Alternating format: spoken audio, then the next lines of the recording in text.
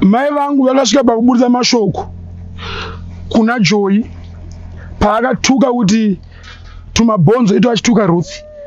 Actually aitukira kupi? Tipe kuno. Iplay. Inzwai audio ya Joy.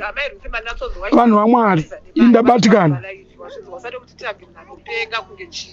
Pane zvimwe zvimadhirama zvamuda kushaya kuti anzi tite ripoti polisi asofunga ndakwenda kuripota. Hauna kuzwa chita ripota uchaona kuti hazvina kuripotwa ere usade kuenda kumberi wazvinzwa takakudiskutira kwengu yakareba.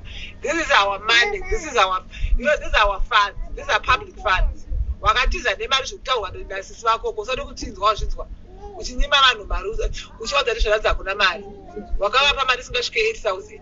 Iwe wanga ine more than 60,000. Saka uri kuti chikwewo. Inoda kuti tange munhu akapenga zvimwe hazvimboda zvese zvimadhirama zvamuri kuita nasi maakubudikira manje uri kuti anzi kupolisa wafanira ndakuenda mina uone wangu pachatanga investigation kwasema kuti akutsotsi rubbish.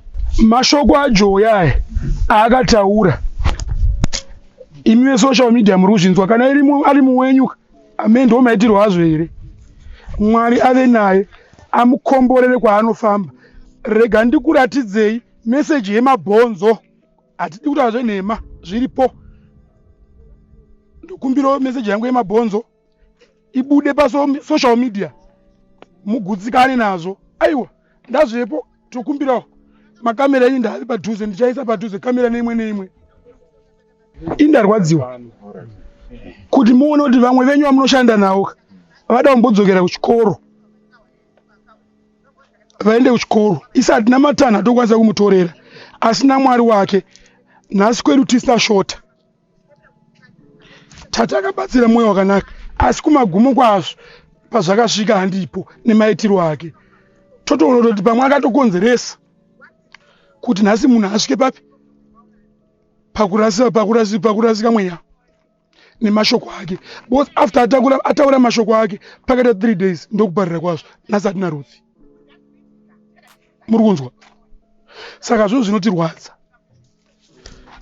Ndarwadziwa vanhu vaMwari. Nyika yeZimbabwe kune vese vanotera masocial media unewo vekutera.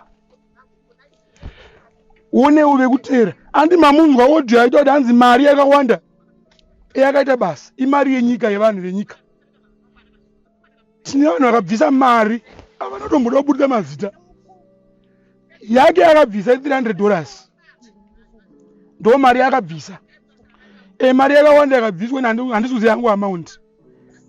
But iya matauriro ari kuita aifanira kuzodzoka zvakanaka.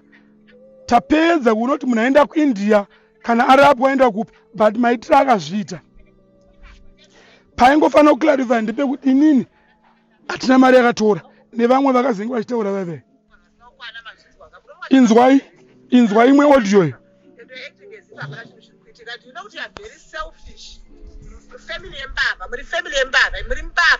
Tisu family embava yakutaurwa. Sure, you used us to raise $80,000 for you guys.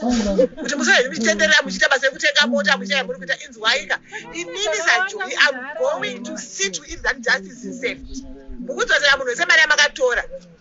Chakutukai mukashamisika panapa mune utsinye zvekutenge muri mbavha chadzo chaidzo. Hapana kana munhu atomborwara Ruth anochekwa paiko munhu akasisina nyama yembaya apa pane nonsense. Handiti manzwa maaudio aJoy aya ari pano kwedu tashota. Joy kana uida mari yako dzoka tinounganidza totengesawo zvatinazvo hatinedu mari yakawanda kudaro but tine zviro zvitatu zvekuti inoona kuti udarika yauri kuda iyoyo.